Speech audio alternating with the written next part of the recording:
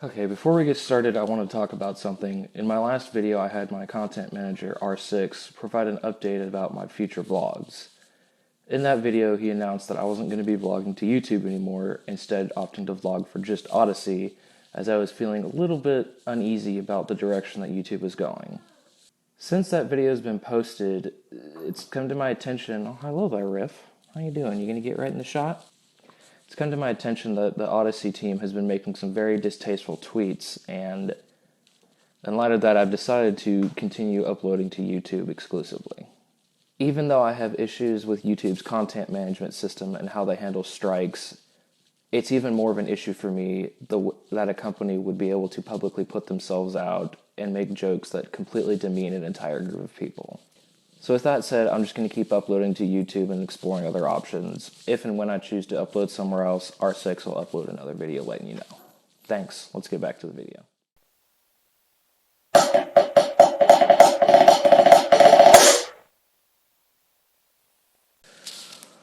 Hello there. Welcome to my workshop. Today we're going to be talking about a Linux distribution that you've already heard about on my channel, Popos. But before we get into the video, I want to talk about this because my original idea for the video this week was to 3D print and make my son an Iron Spider helmet in celebration of the release of Spider-Man No Way Home. Unfortunately, my 3D printer isn't working because the thermistor is busted, and thanks to multiple leaks and blowouts, my hot end is, well, disassembled. I still wanted to complete this for my son because he seems really excited about it, so if you do want to do this, please make sure you leave some support, either a like, comment, subscribe, donate, however you feel that most necessary. So hopefully my printer will get fixed soon and I can get this project done and shared with you guys as well.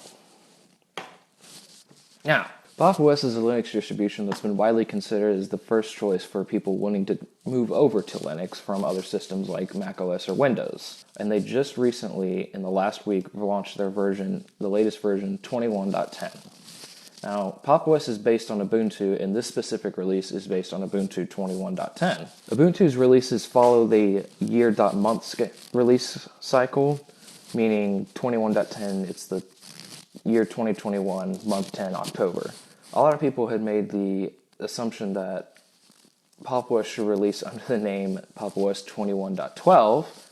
However, I feel like it's a good idea that they went with 21.10 because anyone looking to Google their issues, Popos 21.10 Steam won't install, they'll get suggestions for Ubuntu 21.10 as well, which will also work for what they're needing. There's actually a lot of changes up in this release, both behind the scenes and up front, and I'm happy to get into it. But first I want to give a shout out to all the wonderful people who have made this possible. Some of the people are Jeremy Soller, Michael Murphy, Ian Santapierto, Ian Scott, Tim Crawford, and Jacob Kaufman, and of course the hundreds of other people who've contributed whose name I didn't say. So starting right off with the installation process, you're greeted when it boots up with the same installer that you would get on the elementary OS live system. Except that this installer also has a demo mode, much like other Linux systems, that let you try the operating system out before you fully install it on your computer. One of the things that I've really liked about the elementary OS installer and the installer on Popos is that it offers full disk encryption up front as an option in a very nice and easy to understand way for all users. It's my opinion that full disk encryption should be standard on laptops and mobile devices. So it's good to see that it's offered and highly suggested. One of the new features to version 21.10 in the installer is that it will actually see if there's a recovery partition with Popos previously installed and offer a refresh install option, which will completely reinstall Popos but keep everything from your home partition, so that way it's like refreshing the operating system without losing all your files. Which is pretty good because if you ever get into a situation where you accidentally delete something very important in the system, like your desktop, you can just replug the installer in and it'll give you a fresh desktop with all your personal files still intact. But getting to the desktop experience, Popos ships with what they call the Cosmic Desktop, which is a set of features extensions on top of Gnome 40 this time around. But one of the small tweaks you'll notice is that in Gnome, where it usually says the window title name and has an Activities button, they broke that out into a Workspaces and Applications button. I think this is a good idea because someone who might not understand how GNOME works, they'll be able to actually understand, okay, workspaces, oh, it's like virtual desktops. Applications, hey, it's all my installed applications. It might seem like a minute thing to someone who understands GNOME and sees how it's worked and has used it before, but again, for people who are new to the Linux community, it's easily spelled out and easily understandable. Another thing it does is it takes the GNOME dock and puts it right up front on the desktop.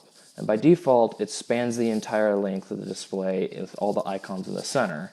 But you can choose to have it in floating mode, which is what I do, and also choose to have it either always hide or auto hide in dodge windows. I also really like this improvement, and I feel like everyone who installs GNOME installs some sort of extension to get this improvement, because usually with GNOME you have to go into your Workspaces view to get to your dock, and then from there that's how you would get to your applications view.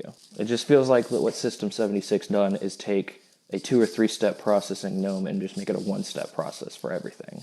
They also have their own launcher, which is accessed either by the super key or by the show launcher button in the dock. And it's kind of a basic run prompt, except instead of running all the commands that you could get through a terminal, it just runs the GUI applications and lets you search through those. I'd really like it could be extended a little bit to be more like Spotlight, in which I can also search through all my indexed files. But I feel like I should really look into contributing that instead of just giving the suggestion. Another big addition to GNOME from Popos is their tiling window manager. For a lot of new users, they don't really understand what the difference between a desktop and a window manager is. And again, when I say new users, I mean Mary Jo, Plain Jane, Grandma, who doesn't really understand computers. What it does is it brings auto-tiling window management to the GNOME desktop in a very well done and very polished way.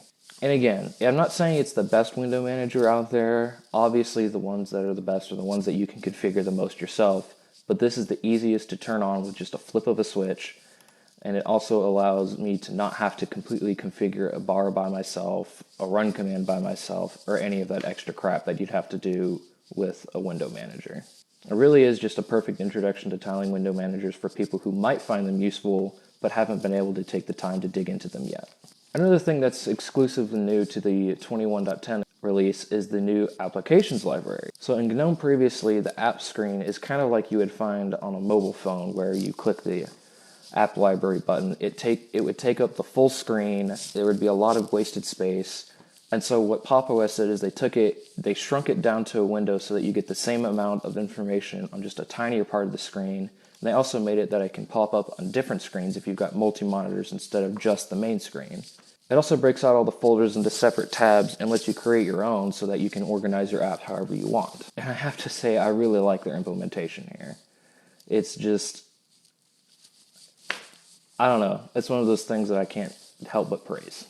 And getting down to the lower level side of things, the newest Popos release runs on Linux kernel 5.15, which is actually the latest long-term support release of the Linux kernel. And when they were releasing the beta builds of Popos 21.10, they had updated to Linux 5.15 before Arch Linux did. And Arch is known for being that bleeding edge, extremely fast, you always get it first distribution. So the fact that they were able to get it working on Popos with minimal amount of bugs from what I could tell is just amazing. Which of course, some of the advantages that kernel brings is being able to support newer hardware, which I don't have because, well, I'm not made of money. Another change that's exclusive to 21.10 on the back-end side is that Popos actually switched from relying on Ubuntu repository for package updates to their own self-hosted mirrors. It's hosted by the parent company, System76, and I feel like this is a good thing because it gives them that extra layer of integration to where they can really fine-tune their whole operating system so that they know that only working packages will come through and they aren't relying on a third party to do it for them. And what this does is it ultimately allows them to have a greater quality assurance and much better polish to their entire system. But to sum it up, this is one of my favorite distributions for a reason.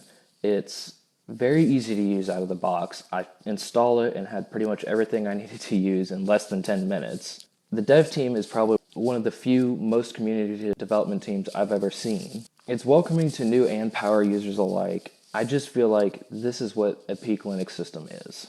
When I hear people say that this is going to be the year of the Linux desktop, I think of Popos.